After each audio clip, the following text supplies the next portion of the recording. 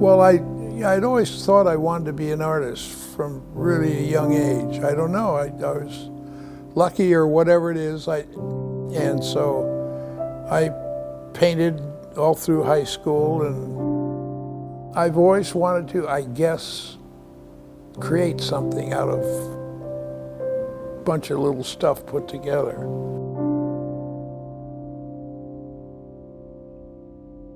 The best thing that's ever happened to me was going to art school, and I learned color and design. I mean, they really push that constantly. And so, although I don't think I'm an expert in color, what I do know now and what I appreciate is the knowledge I brought from that. I never imagined I was going to be a furniture maker. I was going to be a sculptor, and then I decided probably a painter. I did some good paintings, I think.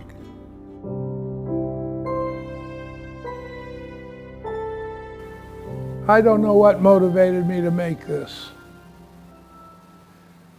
I think you were just killing time. But it's a damn good drawing. I do like the eyes and the eyebrows, I think. And it looks just like me.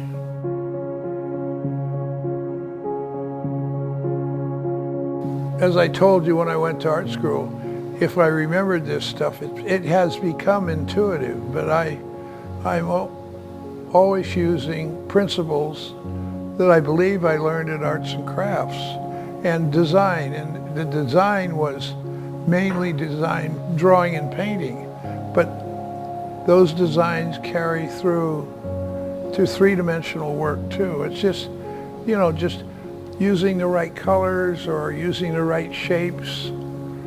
It's, you know, it's, I can't explain it, you know. I mean, I don't know.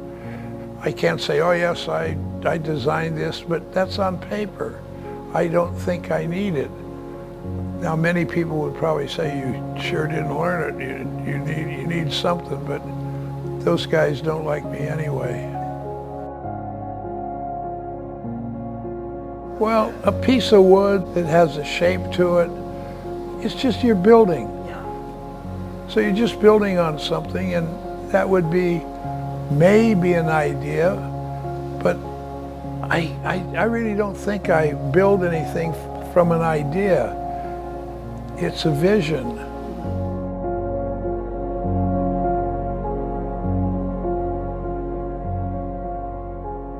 The only way I can describe it is an isometric brain.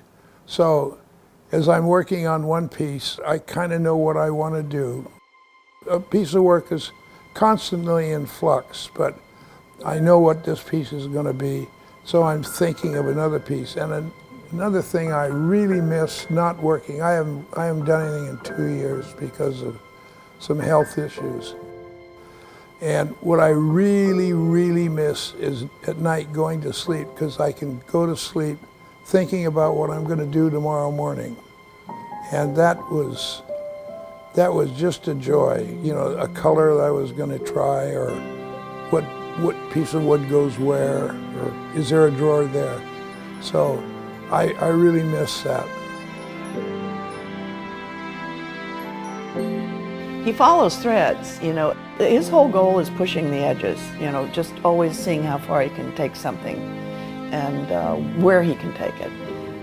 So it's unexpected, it's not planned, but he'll go with something, and if it really is inspiring, he'll do a lot of it, and he'll start exploring it. It takes on its own life, and he just sort of follows and pushes, you know, as he goes. That's kind of been his approach, you know, that I've observed all the way through.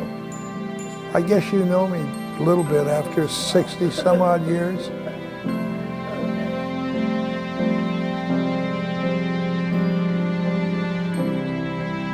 Precious art I do not make, but I'd like, you know. Are you happy with what you've accomplished? Oh yeah. Oh yeah. I mean, there's nothing else I want to accomplish other than to be able to work again, but that ain't going to happen. I'm called an artist, and it's flattering, but I think I see myself as a furniture maker. If I can say it's satisfaction. Yes. And that, More than a pressure. I'm just, when I do a piece that I think is good, I'm really satisfied.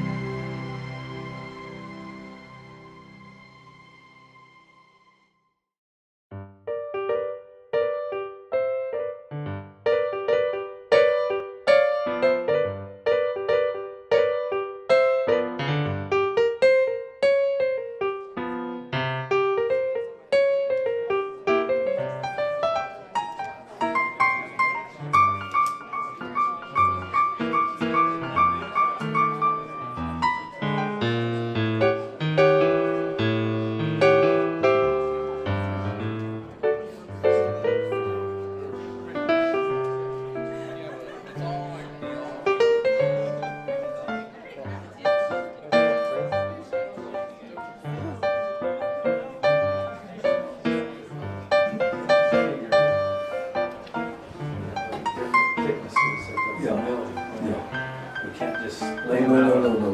Like this. This will be this way maybe, and then come in this way, see? Yeah. We can make a cardboard one out of that way. Right. Okay. I think it's going to be very nice in here. We'll make this narrow, and then I want to come down.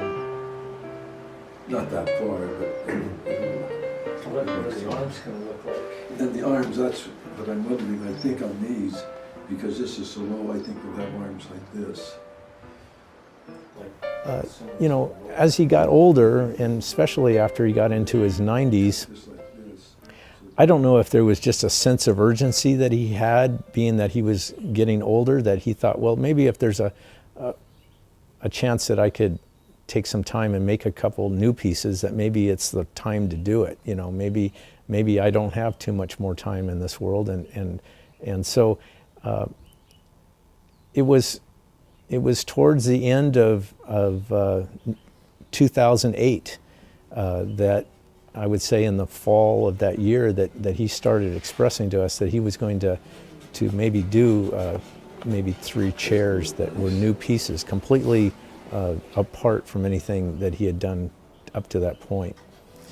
And so he was getting frail, and we noticed that he wouldn't come up every day like he used to, that some days he just didn't feel up to coming all the way up the steps to the shop. And so we just felt like he was starting to decline.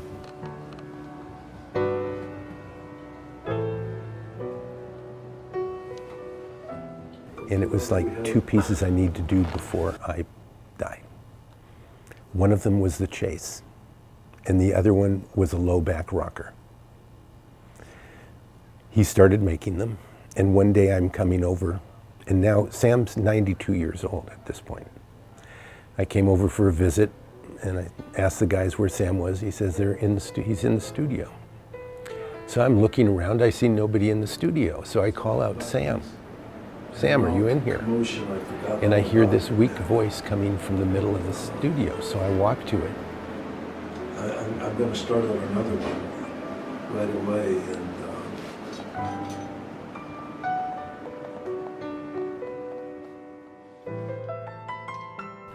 And Sam is on his back, laying next to the chase rocker, measuring the height of the leg, because he didn't feel that it was quite yet at the right point that it needed to be to make that rocker rock the way it should.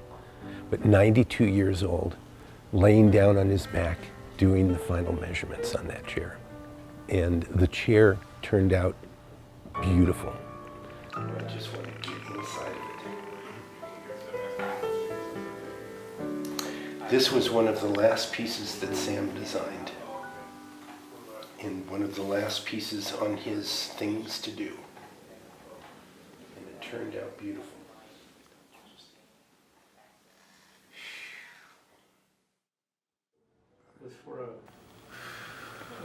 petite woman or Yeah. something would be just right. Yeah.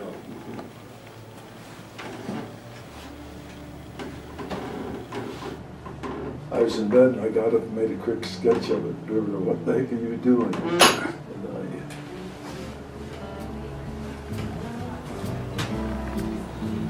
And I think it's going to be really nice. Woodworkers, David Wade made it actually. What I like about it is it kind of lets you see that Sam's work and the things that came out of his shop were pretty as well done or you couldn't see it. Is the fact he had an impeccable sense of proportion. There was nobody like him in that regard. And so when he first started doing furniture, chairs, they were what I call very authentic and very personal, very unusual, and maybe not so functional, but really unusual and interesting visually. When I looked at like his chairs, the way the curves just kind of flow into each other, it has like a human feel to it, and it fits, like, it looks like it would be comfortable. I wish I could sit in more of those chairs. It's interesting, like, they're so beautiful, you don't want to touch them, but they also look like that's what they're for. Like, they want you to sit in them or to be touched. So to me, Sam Maloof is, first he was doing things first. He's so copied that you see the work everywhere, but he designed it. He came up with ideas that hadn't been done. To me, what I see in his work is that it's a combination of an organic feeling with incredible craftsmanship and precision and skill to it. Oftentimes when you see the pieces with the natural edge tabletops and even a finished piece, and the rocker is the obvious example where it has these curves and movement to it. But to me, it's very organic. But a lot of times the organic work isn't precise. But he had a combination of both. He had this flowing organicness to the work where it's beautiful curves and beautiful flow to it, yet executed absolutely perfectly. I have been completely inspired by Sam. Sometimes I have to worry about this inspiration, or am I copying Sam? And I never wanted to do that. I always tried to move away, but every time I do that, it was not. See, it looks pretty balanced. It didn't work. Sam started with some basic principles, and the logical conclusions of those early decisions are his furniture. And if you start with his design criteria, you wind up with a Maloof. That's why so many of the inspired by or copies by other people never rise to the level of Sam. He's truly unique. So I quit making furniture for 4 years, went in making guitars and kind of just generally taking a different, trying to get a different philosophy. See, it isn't high enough really, though. It just to sit on, it gives me very, very good sitting to see what you think. See what Sam invented Sam. I mean, they're beautifully made. I mean, Jesus Christ. They are really, really beautifully made. I've looked at that chair a number of times. I know how he did it, and I've seen him making them. They've got to, that's got to have a lot of talented hours in it. Sanding and joining and filing and scraping, and I haven't got enough time for that. And it's, yeah, he was a good guy. I'm not worried about this. If the grain were going this way, I'd be worried about it. But I think that'll hold up real nice.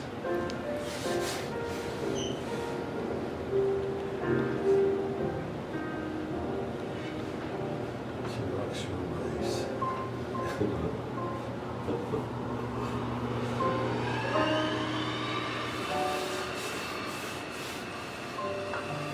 So we've gotten some many orders. Pieces from back east, from Europe.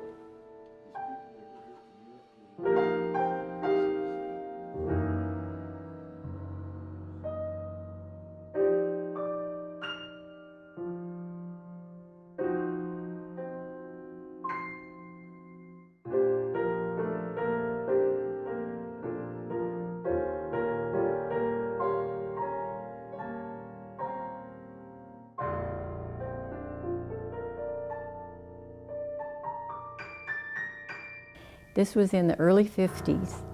And in the early 50s, furniture was sort of, they called it French provincial, but it really wasn't. It was sort of country, and they stained the wood orange, and they had little ruffly lampshades, and things were kind of busy.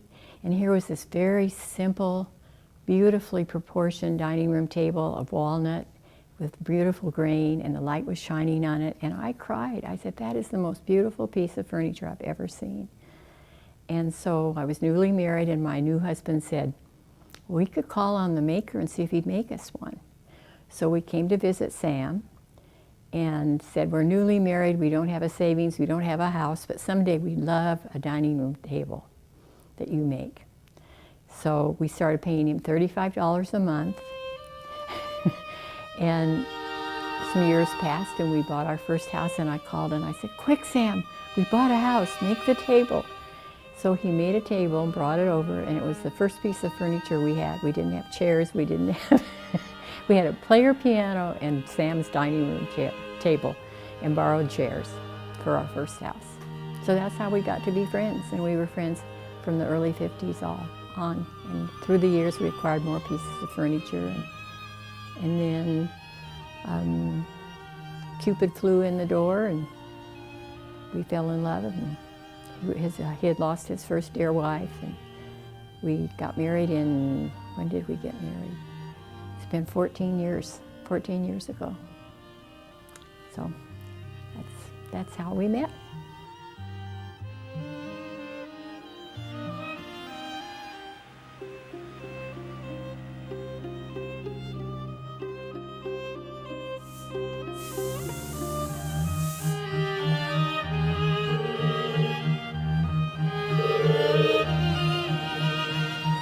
What is it, 2009?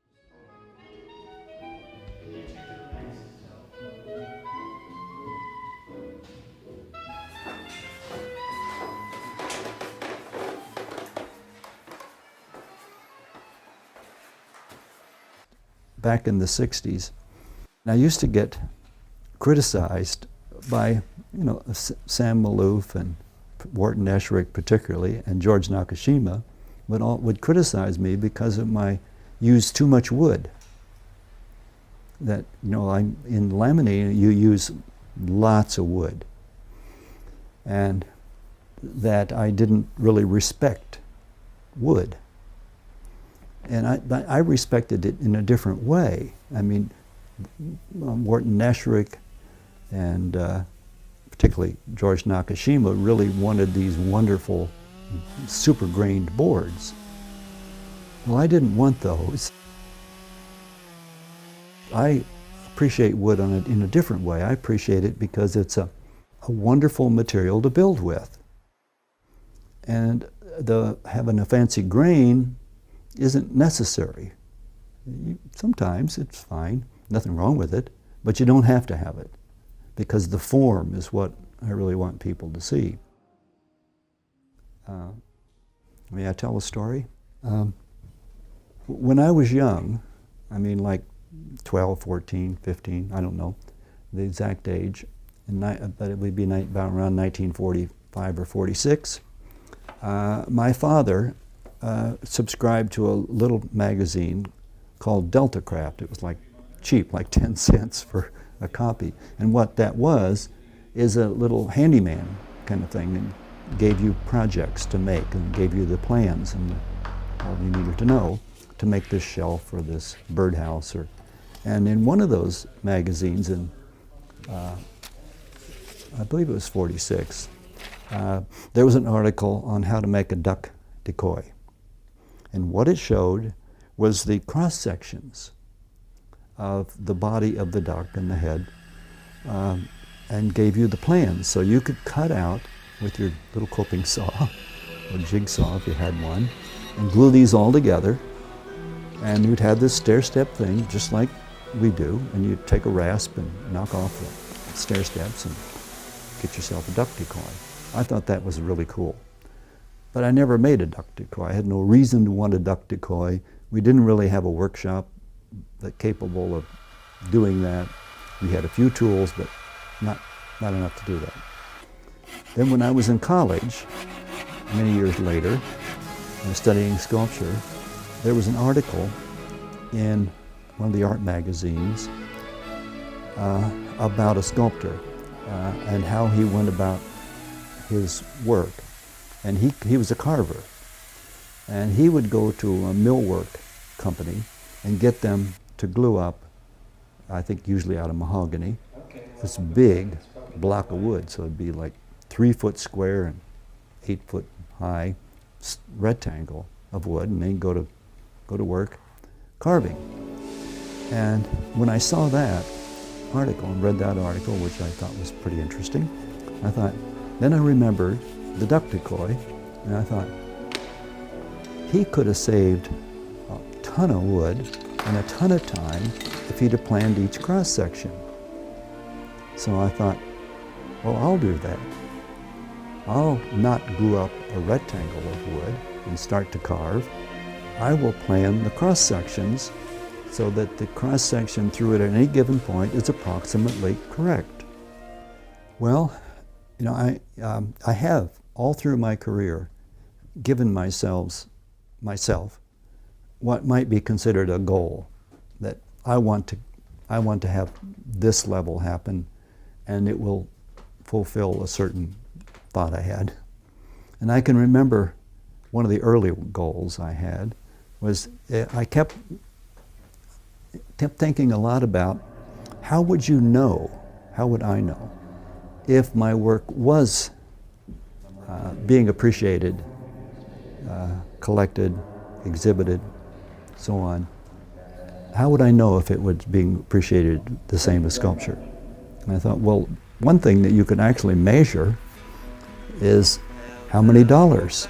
Those other things are not measurable, but dollars are measurable.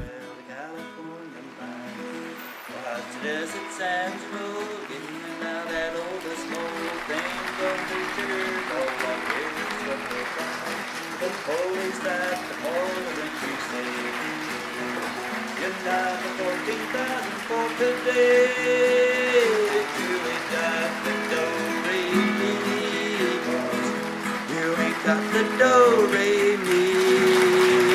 You better let the beauty protection. Oklahoma, Kansas, Georgia, Tennessee. California's garden believe. It's a paradise to live in or see. But believe it or not, you won't find it so hard if you ain't got the do, re, mi. Well, if you want to buy a home or farm that can do nobody harm, take a vacation by the mountains or the sea. Don't swap your old cow for a car, you'd better stay right where you are. Just take this little bit from me, 'cause I look through. I mean, risk-taking is what it's all about, all the way. I mean, if you just, I have those, you saw those rules of thumb on the wall down there. The last one was, if you hit the bullseye every time, the target is too near. You got to keep moving that target. out there. And the further you move it out, the more risk there is. But risk is what it's all about. And I think that risk plays such an important part. I mean, in my own mind, I have often likened it to a race car driver. I mean, if you're a race car driver and you're playing it safe, you're not going to win. You have to take risks to win. And I'm in this extremely fortunate position of having had the resilience to be around all this time and have learned so much about how I work, how I might work, how I do work, and I've learned enough about how galleries work and all those things. And I'm in the unique position that all these things are kind of coming together at the right time, in a sense. And it would have been nice earlier, of course. Maybe success and loneliness go together.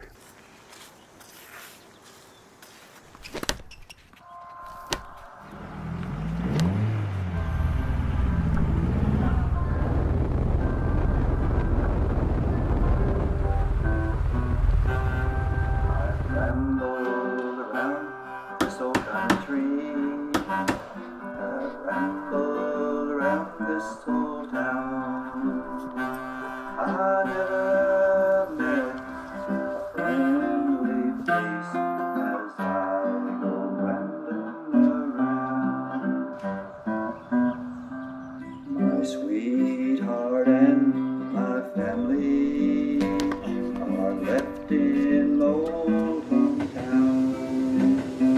I'm out to do the best I can as I go rambling around.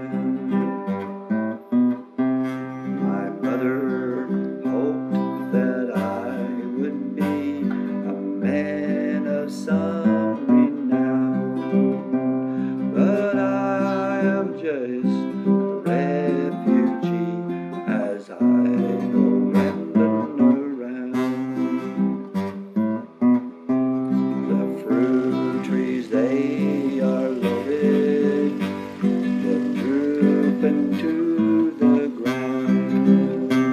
there's a hungry mouth for every peach as I go rambling around.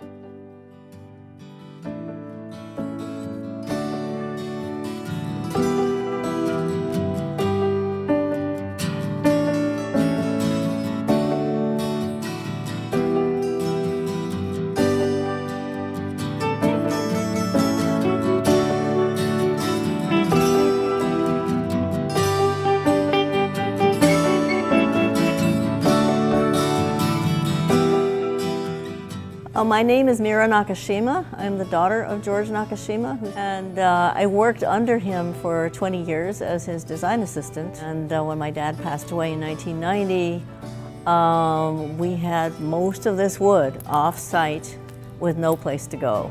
I didn't know whether we'd be able to keep the business going, but I looked at the pile of wood and I decided we have to keep going. We have to use this wood and we have to keep our employees in a job, and I have to fill these orders that my father had taken. It's hard finding the right piece of wood for the right job, but we do our best. It's hard to remember where everything is, but we do have it on a database. We can theoretically find it by size and shape and species. We try to stay as true to the methods of construction that my father developed as closely as possible. Respect the shape of and quality of the wood itself. Each plank from each log is different. I personally have to hand draw each plank before I can really figure out what to do with it, before I know how to price it. And when you're studying and you're drawing something by hand, you can see details that you don't see in the photograph. The experience of living with the wood in their homes and the fact that it is not just a piece of furniture, but it is also a work of art.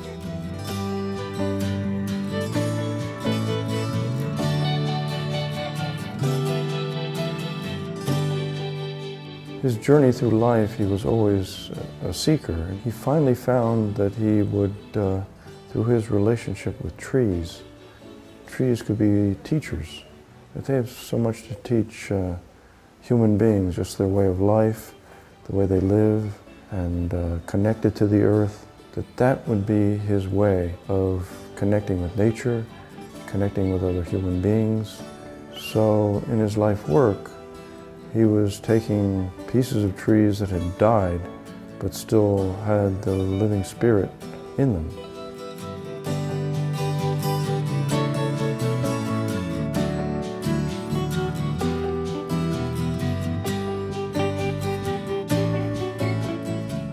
What my father built it on up until now has been a very personal relationship with our clients. I mean, people will come back and they say, oh, I remember, I mean, even when they sell it on secondary market, some of them will be in tears because they remember picking out the piece of wood that they were made that particular piece of furniture out of with my father, and how much it meant to them, and how he talked to them and became their friend while they were making the furniture. And I would hate to have that kind of relationship die, because that's very important. Sam Maloof said that too. He said the important thing is the relationship not only with the woodworker and the wood, but the direct relationship with the client, and between the wood and the client and the maker, who is also the designer.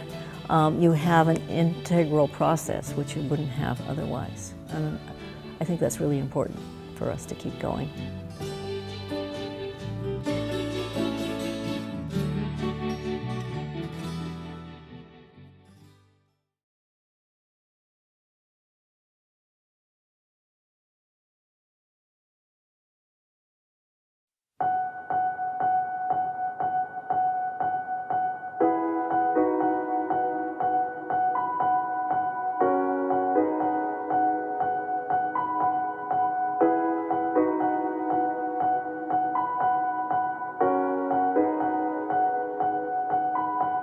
Once we got it on the highway, it was perfect. 60 miles an hour with no problem whatsoever, no overheating. And people don't go crazy about it on the highway. It seems normal to people. Maybe they think it's a taco truck.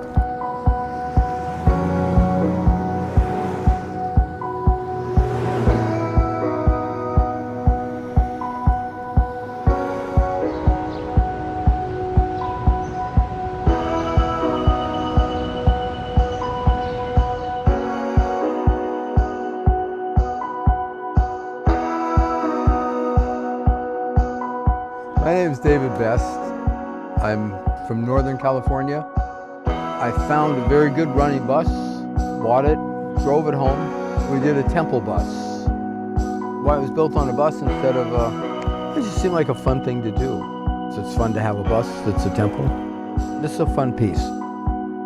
When I did this bus, it came really from Nepal for me. Started, of course, when I met Mike and went to Nepal a year ago, and we did a temple. I would say any project in any country I've been to, I think Nepal had the most impact on me. The temples in Nepal are all wood, and their rhythm is a rhythm I could understand. And this creation, inspiration from Nepal, it came really naturally. What does this bus say? In America, people are frightened of one another. And what the bus does is it's not scary. The people enjoy it. They look at it and they think, that's pretty. And they're not afraid to look at it. I think what I want is people not to be afraid.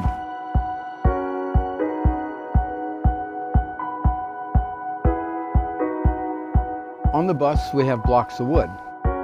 There've been a lot of people, we've asked maybe 18, 19 of the wood carvers to carve blocks on the bus. Some of the carving is just purely decorative, and that's okay, but some of the carving is deeper. When I asked the different people to carve the wood, I kind of pulled back because I wanted to have a little more input with the people. And then there's a carving from a man who was a soldier who lost 100 soldiers to suicide. And the person who was carving it was carving thinking of those 100 people. It doesn't look like 100 people, it just looks like a general carving, but beyond it is the spirit.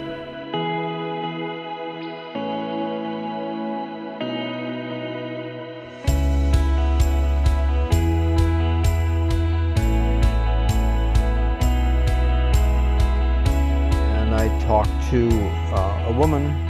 She had been a housewife all her life and now was discovering wood carving. I wanted her to carve something from her heart. When she finally carved it, it was a leaf. And that was her sister. Her sister had died 2 years ago. So that piece is a significant piece, but because of where it came from. If you were looking at it in the world of art and say, is that a good carving or a bad carving? It's a magnificent carving because it came from his heart. They've given me a gift, and how do you receive it? You know, it's difficult to accept a gift. So that's how I felt when I get them. It's like, thank you very much, appreciate it. I put it on the bus, it's beautiful. As we built it, it started to become a temple. Well, it's not quite there yet as a temple.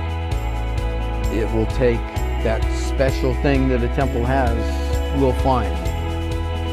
We were in Northern Ireland and we built a temple. That would be where I would address people's losses and suicide. And this doesn't have the same kind of impact, I don't think. We've just made the bus. Maybe it will become like the temple and people will come up and say, I want to talk to you about my son who took his life. I'm not 100% of a woodworker. I do a lot of other things, and a lot of people here their lives are totally devoted to wood. Mine isn't, but I've been invited into this family. The roots that Mike has brought together in this room, in this building, people of color and people of different nationalities are not. The people that he's brought together in that room are revolutionary. The roots that I see here in this event, when you see the man from South Africa and he jumps up and down and goes, oh, happy to see you, right? Or the dancers that go, boom, boom.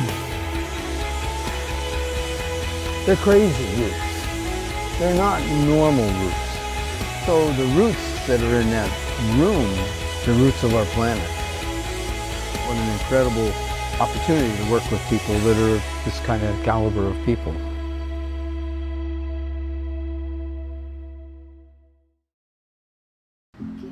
Welcome to Asahikawa Design Center. We are located in Asahikawa, Hokkaido. You can come to Asahikawa Design Center for free and enjoy the furniture.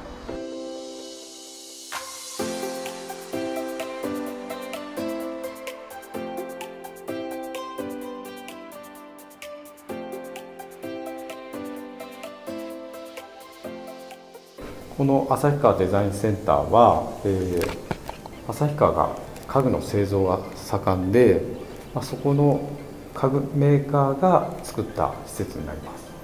もともと産業が家具製造業が発展した経緯に、北海道の豊富な森林資源を背景に家具製造が発展してきました。で、そういった有効な木を使ってものづくりとして産地は成長してきたんですけれども、2000年代かな、1985年以降から2000年代にわたっては輸入材がどんどん増えていったんですけども、むしろ地元の木を有効活用しようということで、2014年から北海道の材料を増やしていって、今では6割近い材料が北海道の木を使って我々は家具を作っていま